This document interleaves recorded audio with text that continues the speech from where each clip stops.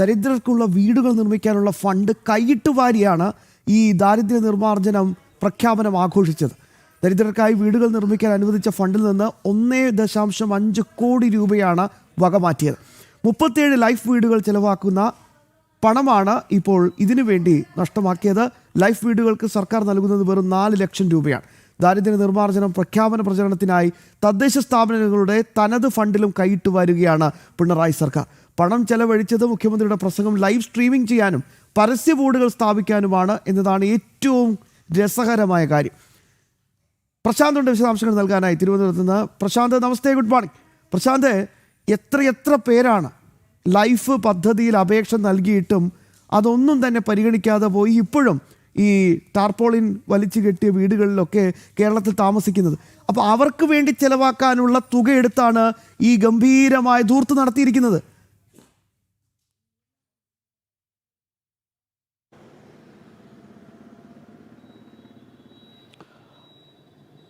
തീർച്ചയായും ക്ഷമ, മുൻഗണനാ പട്ടികയിൽ ലൈഫിൻ്റെ തന്നെ മുൻഗണനാ പട്ടികയിൽ നിരവധി പേർ ഇപ്പോഴും വീടുകൾ കിട്ടാതെ നിൽക്കുന്നൊരു സാഹചര്യമുണ്ട്.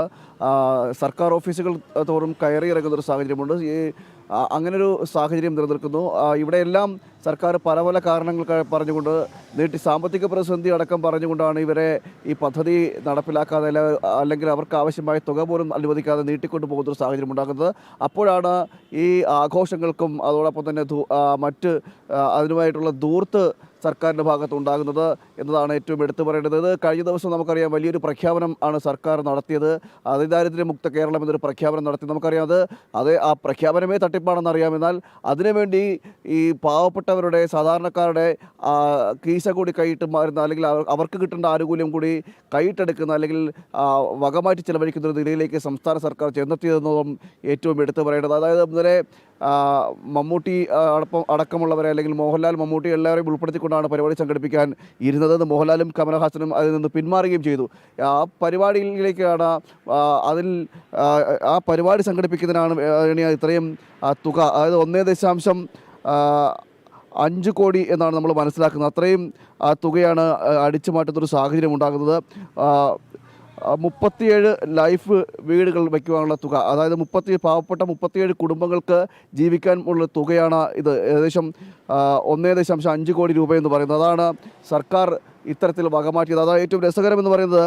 ഈ ചെലവഴിച്ചത് ലൈവ് സ്ട്രീമിങ്ങിനും അതോടൊപ്പം തന്നെ പരസ്യ ബോർഡുകൾ സ്ഥാപിക്കുന്നത്, അതായത് പ്രചരണാർത്ഥം, ഈ പരിപാടിയുടെ പ്രചരണാർത്ഥം മുഖ്യമന്ത്രിയുടെ മുഖം, എൻ്റെ മുഖം എൻ്റെ ഫേസ് എന്നൊക്കെ പറയുന്നത് പോലെ ആ മുഖ്യമന്ത്രിയുടെ മുഖവും അതോടൊപ്പം തന്നെ പ്രസംഗവും എല്ലാം ജനങ്ങളെ കാണിക്കുക എന്നടക്കമുള്ള കാര്യങ്ങൾ, അല്ലെങ്കിൽ പരസ്യ ബോർഡുകൾ വയ്ക്കുക, ഇത്തരം കാര്യങ്ങൾക്ക് വേണ്ടിയിട്ടാണ് ഈ തുക വകമാറ്റി ചെലവഴിക്കുന്നൊരു സാഹചര്യം ഉണ്ടായതെന്നാണ് നമുക്ക് മനസ്സിലാക്കുന്നത്. കാരണം ഈ കഴിഞ്ഞ ഇത്രയും കാലം ഈ പിണറായി സർക്കാരിൻ്റെ കാലത്ത് നമ്മൾ ഏറ്റവും കൂടുതൽ കാണുന്നത്, ഏറ്റവും കൂടുതൽ ധൂർത്ത് ചിലവാക്കിയിരിക്കുന്നത് PR പണിക്ക് വേണ്ടിയിട്ടാണ്.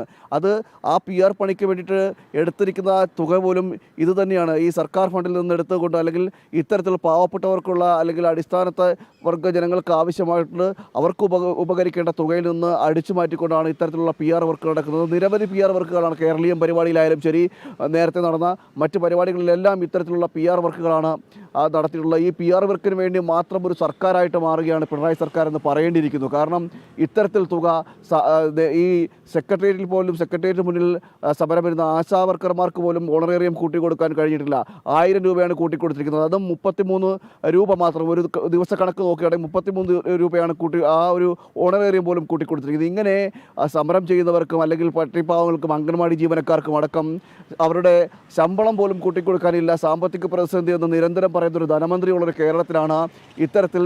പക്ഷേ പ്രശാന്ത്, ഇന്നലത്തെ ഈ പ്രഖ്യാപനത്തിൽ എല്ലാവരും ഞെട്ടിപ്പോയത്, താരതമ്യം ചെയ്തത് ഭാരതത്തിൽ തന്നെ മറ്റ് സംസ്ഥാനങ്ങളോ അല്ലെങ്കിൽ ഭാരതത്തിനൊപ്പം അതുപോലുമല്ല, കടൽ കടന്ന് അങ്ങ് അമേരിക്കയിലെത്തി, അമേരിക്കയുമായിട്ടാണ് താരതമ്യം.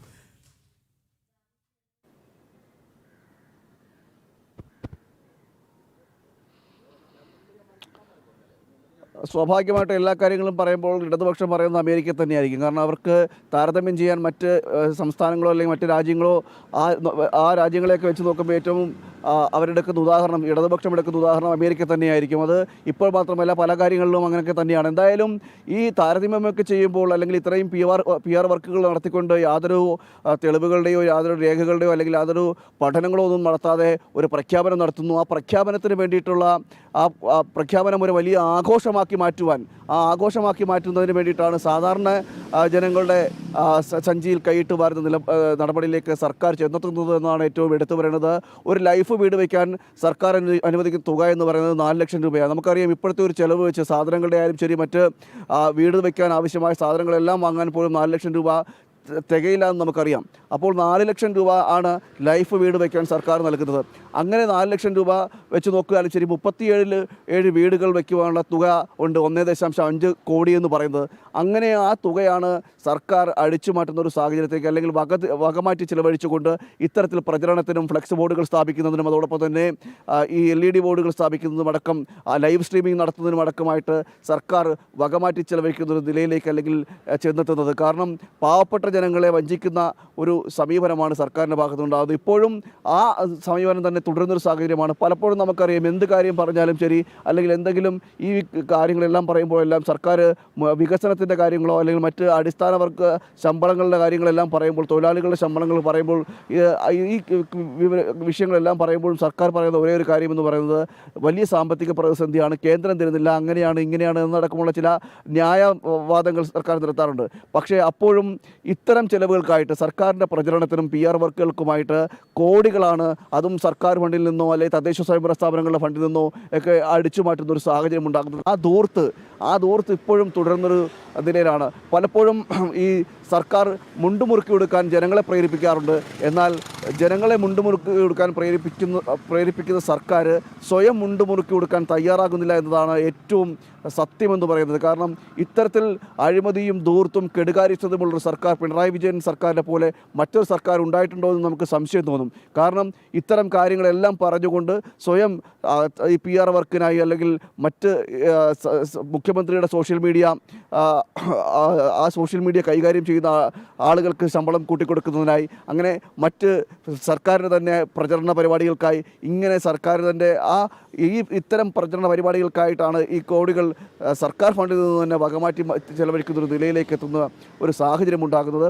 അതുതന്നെയാണ് ഇവിടെയും തുടരുന്നത്. കാരണം ഈ പ്രഖ്യാപനം ഉണ്ടാകുമ്പോൾ അതിദാരിദ്ര്യമുക്ത കേരളം എന്നൊരു പ്രഖ്യാപനം നടത്തുമ്പോൾ ആ പ്രഖ്യാപനം ഒരു ആഘോഷമാക്കി മാറ്റിയതിന് ശേഷം ആ ആഘോഷങ്ങൾക്ക് ചെലവഴിക്കാൻ അതും സർക്കാർ ഫണ്ടിൽ നിന്നും തദ്ദേശ സ്വയംഭരണ സ്ഥാപനങ്ങളുടെ ഫണ്ടിൽ നിന്നും സാധാരണക്കാർക്ക് വീടുകൾ വെച്ച് നൽകാൻ ഉപയോഗിക്കുന്ന ലൈഫ് മിഷൻ്റെ ഫണ്ടിൽ നിന്നും 1.5 കോടി രൂപയ്ക്ക് അടുത്തെടുത്തുകൊണ്ട് വകമാറ്റി ചിലവഴിക്കുന്ന നിലയിലേക്ക് സർക്കാർ ചെന്നെത്തുന്നു. എന്തായാലും ഒരു കാര്യമുണ്ട് പ്രശാന്ത്, ഈ കൊട്ടിഘോഷിക്കുന്ന ഈ വൻ ധൂർത്തിന് ഇടയിലൊക്കെ ഈ പാവപ്പെട്ടവരെ അവരെ മറന്നു പോകരുത് എന്നത് മാത്രമാണ് ഇതിൽ ടീം ജനത്തിനും നമ്മുടെ പ്രിയപ്പെട്ട പ്രേക്ഷകർക്കും പറയാനുള്ളത്. ഒരുപാട് പേർ ഇപ്പോഴും വലിയ ദുരിതത്തിൽ ജീവിക്കുന്നുണ്ട്.